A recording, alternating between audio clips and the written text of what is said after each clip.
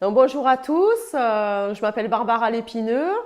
J'ai décidé de faire cette vidéo voilà, d'une manière toute simple et transparente et directe pour vous expliquer en fait la méthodologie que j'applique pour la préparation du concours de lieutenant deuxième classe sapeur-pompier professionnel.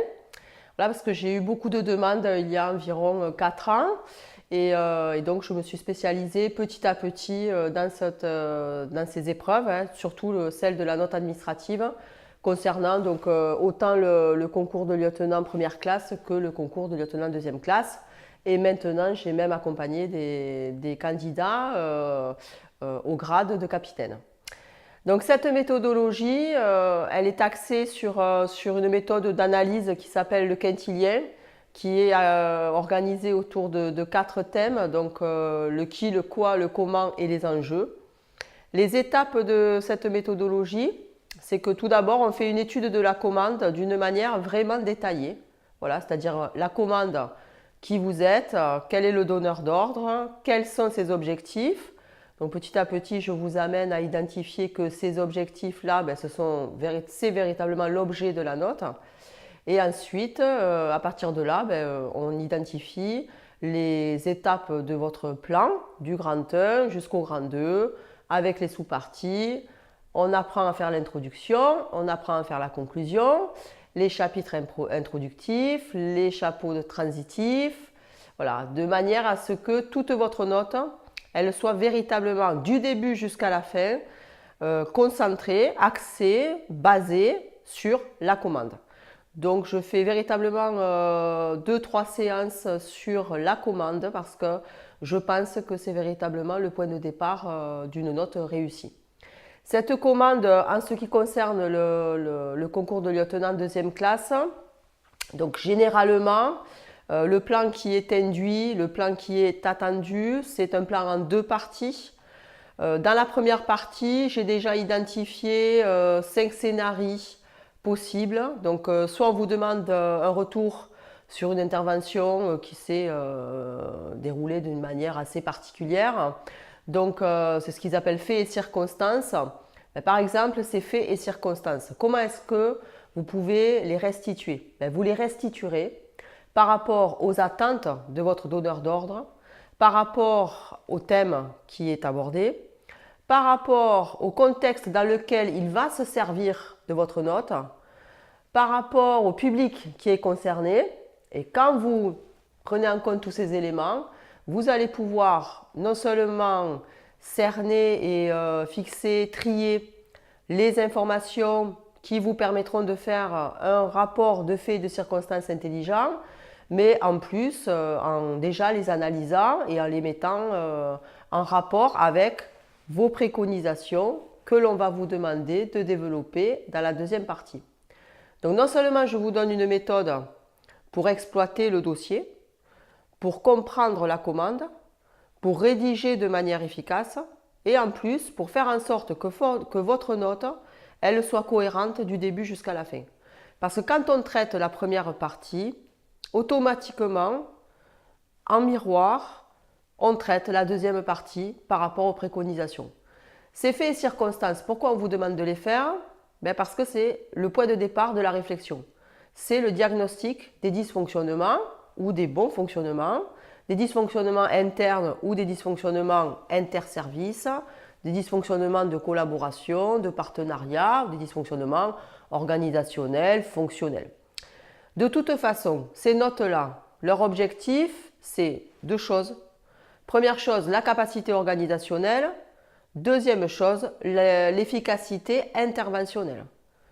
La capacité organisationnelle, si vous l'avez, ça permet quand même l'efficacité interventionnelle, mais ça ne suffira pas. Il faudra peut-être autre chose. Par contre, si vous n'avez pas de capacité organisationnelle, c'est clair que vous n'aurez pas d'efficacité interventionnelle. Donc vous voyez, c'est cet état d'esprit avec lequel j'organise ma méthodologie et qui fait que j'ai de très bonnes réussites de mes candidats, d'excellentes réussites de mes candidats, en tout cas à la note administrative, puisqu'après il y a bien d'autres épreuves auxquelles je prépare aussi. Pour en revenir à ce que je disais, pour la première partie, vous avez le premier scénario c'est l'effet circonstance. Le deuxième, c'est faire le point sur le cadre juridique en lien avec votre thème, en lien avec votre commande. Donc tous les mots de la commande sont importants. Par exemple, un sujet où votre directeur départemental, peu importe, votre donneur d'ordre veut organiser une réunion pour le personnel, on identifie son objectif, on identifie le contexte dans lequel il va se servir de votre note. Le cadre juridique sur lequel vous allez mettre le focus n'est pas le même que si dans la commande on vous dit il veut organiser une réunion pour le personnel d'encadrement parce qu'il veut que dorénavant le staff réagisse de manière efficace par rapport à tel ou tel problème. Le cadre juridique sur lequel vous allez faire le focus ne sera pas le même. Quand je dis ne sera pas le même, ne vous inquiétez pas parce que vous allez être aidé. Vous allez être aidé par votre dossier. Pourquoi on vous donne ce dossier? Ce dossier, c'est ce dossier que vous allez devoir synthétiser, en tout cas pour la première partie. Parce que pour la deuxième partie, celle des préconisations, très souvent, vous devez vous appuyer sur votre expérience personnelle et l'interprétation, l'analyse du diagnostic que vous aurez posé en première partie. Ça, c'est le deuxième scénario. Le troisième scénario, c'est, écoutez, faites-moi le point sur les expérimentations des autres SDIS qui ont été éprouvées par les autres SDIS par rapport au thème et par rapport à la commande. Le quatrième scénario, c'est plutôt, alors là, il y a un sujet qui est assez complexe ou qui est nouveau ou qui est technique. Dans tous les cas, votre responsable, le donneur d'ordre, pense qu'il faut déjà poser ce sujet dans toute sa compréhension, qu'il faut le cerner pour pouvoir ensuite, en confrontation avec le cadre juridique existant, puisque vous allez être officier et que quelles que soient vos préconisations, il faudra les poser dans un cadre juridique existant. Donc, par rapport à ce cadre juridique existant, nous pourrons faire des préconisations. J'appelle les préconisations, par exemple, efficaces et adaptées. Par exemple, vous voyez, il y a une séance particulièrement sur ces deux mots. Qu'est-ce que c'est? Des préconisations qui sont efficaces et qui sont adaptées. Et adaptées à quoi? Donc ça, c'est le quatrième scénario. Le cinquième scénario, c'est les enjeux. Donc faites-moi un point sur l'impact, sur les conséquences de ce thème. Par exemple, des fumées toxiques sur la santé, la sécurité ou l'environnement aussi. On peut avoir un point, faire un bilan de l'activité de votre SDIS et en quoi cette activité est une activité polluante par rapport à l'environnement.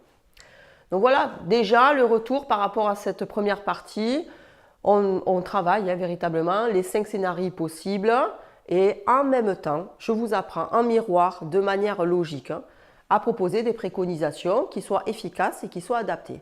Qui soient adaptées à la commande, qui soient adaptées au contexte, qui soient adaptées aux spécificités aussi de votre SDIS.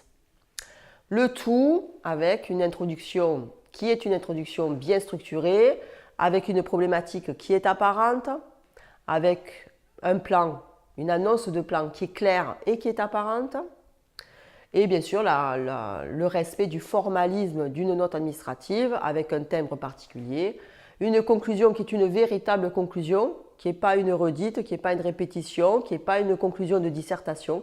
Ça n'est pas une dissertation, c'est une production administrative qui doit aider votre responsable hiérarchique à prendre des décisions et à améliorer de manière continue, puisque vous êtes dans une démarche d'amélioration continue, à améliorer l'intégration de la culture de la sécurité, notamment, qui est le cœur central de votre activité, et qui fera que vous rendrez un service public de grande qualité. Voilà, donc vous voyez, c'est très large. Pour entrer un tout petit peu dans le détail, vous devez étudier votre commande, vous deviez étudier votre listing de documents avec un sens de lecture particulier. Vous faites le survol de vos documents, vous rétablissez un sens de lecture plus efficace, vous exploitez vos documents sur des feuilles GPS, c'est vraiment ma méthodologie particulière. Moi, j'appelle ça des feuilles GPS. Je vous apprendrai comment faire ça. Et à partir de là, vous faites le point sur vos parties, vous écrivez vos titres, vous faites que vos titres soient cohérents et qu'ils se répondent et vous répondez toujours à la commande. Voilà. Mais écoutez, j'espère que ces quelques informations, dans tous les cas, vous auront donné envie de passer des concours parce que Je pense que professionnellement, c'est pas que je pense, c'est que je suis certaine, parce que je le vois tous les jours, professionnellement, personnellement, préparer un concours, c'est véritablement un enrichissement sans aucune mesure. Donc passez des concours, que ce soit avec moi ou pas avec moi, préparez-vous au mieux, je vous souhaite une belle réussite et vous trouverez à la fin de cette vidéo toutes mes coordonnées. Voilà, n'hésitez pas à me contacter pour quelques questions que vous ayez. Je vous souhaite une bonne réussite et je vous dis à bientôt. Au revoir.